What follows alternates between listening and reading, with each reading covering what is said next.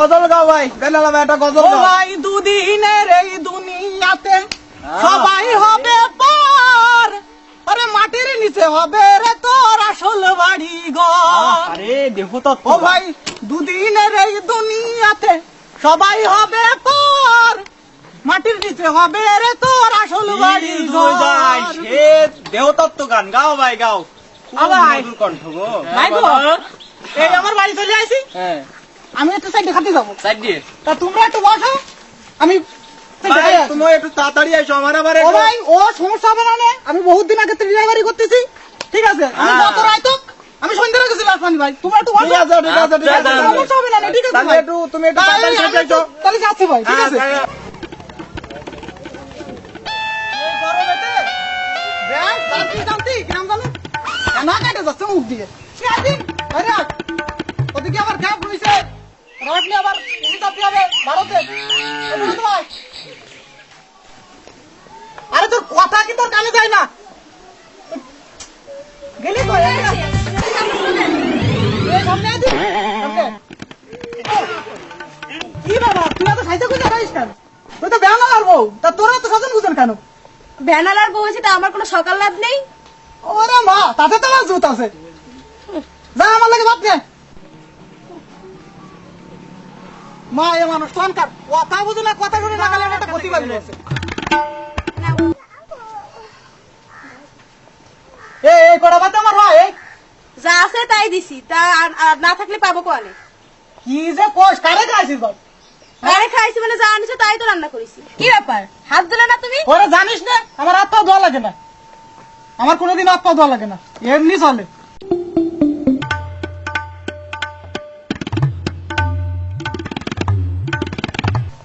আব্বা আব্বা আমি লেখাপড়া শেখো, আমার স্কুলে পাঠাও। ও বা কি বা? তুই লেখাপড়া শিখে আরবি? ওরে তোর মা ওই দেখ, তোর মা লেখাপড়া শিখে আরছে, সে তো শাসনা মাথায় আর কিছু বোঝে না। তুই লেখাপড়া শিখে তোর বাবু লেখাপড়া তো শেখা লাগবে না। ও বাবু হয়ে যাবে না, তুই একটু বড় হ, তোর বিয়ে দিয়ে দিবনি যা। আমার আব্বা বিয়ে দে।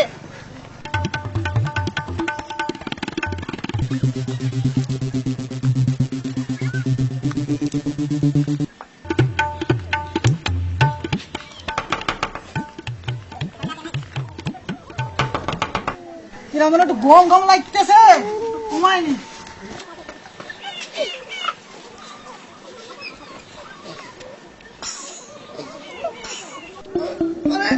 পেটের মধ্যে একটু গজে উঠলো, চলো ওরা লাগে তুমি রাতে যাবে।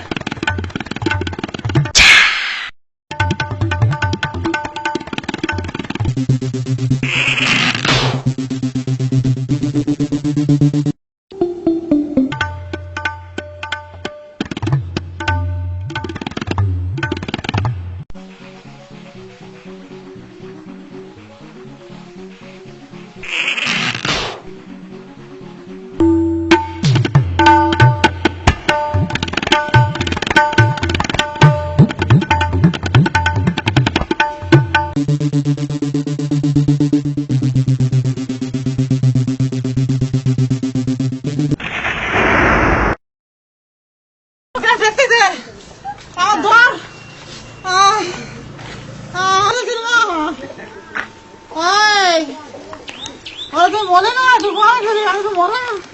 কি হয়েছে তোমার? আমি যে খালাম খাইয়ে ফ্ল্যাটের মধ্যে কিনা অন্য ঘোরা ঘোরা দেবো। ঠিকই আছে, আমি তোমার 100 বার কলাও তুমি হাত মুখ দিয়ে সজনী খাও। এই কুদ্দুস, কি হইছে মা? বাবা এদিকে আয়। যা ডাক্তারের দেখাই নিয়ে আইবি। আমার বাবা ধরে কিরকম টান করে টানি না কেন? করতে দিন আমার ধর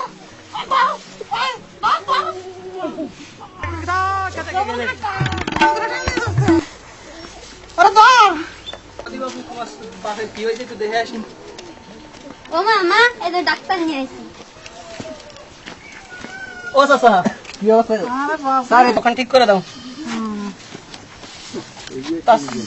চাষি কতদিন ধরে চাচার এই অবস্থা? আজকে দুপুরেতে তো পুরো বেলে ইনজেকশন দেওয়া যাবে না, এতে কোনো শিরা পাচ্ছি না।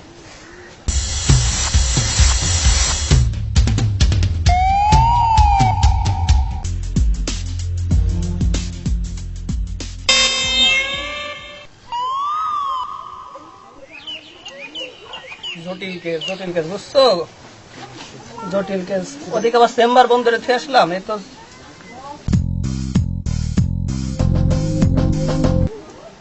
বিশাল সমস্যা।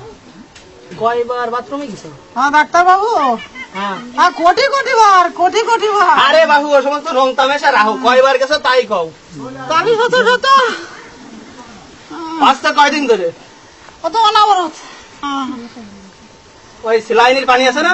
হ্যাঁ আছে, ওর দুটো খায় দাও। রক্ত পড়ে কোথায় জটিল কেস।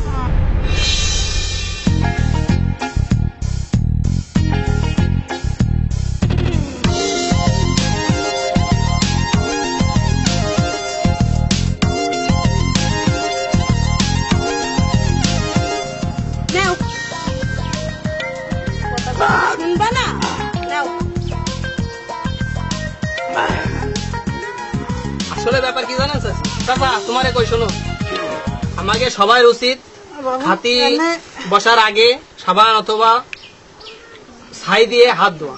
যখন বাথরুম করে আসো তখন তোমাকে সাবান নেই, সাবান আরে সালামের দোকানে কত সাবান রয়েছে, একটা সাবান কিনার লিখিয়া একখান সাবানে 1 মাস চলে যায়। হ্যাঁ বাবু, আর নয় ছাই আছে না, ঘুটোর ছাই, বাথরুমে তাই এসে ছাই দিয়ে কায়দা হাত ধোয়া। এই যে তোমার যে অবস্থা, হ্যাঁ, আর এই চাষির কথা একটু শুনো, ঠিক আছে? কতবার কই বাপু শোনে না মোটে। তা এখন শুয়ে থাক, ঠিক আছে? স্যার এদের ল্যাট্রিনটা কি অবস্থা একটু দেখা উচিত। ও তা তো অবশ্যই। আর কি আপনাকে বাথরুম কি ঝুলন্ত বাথরুম নাই?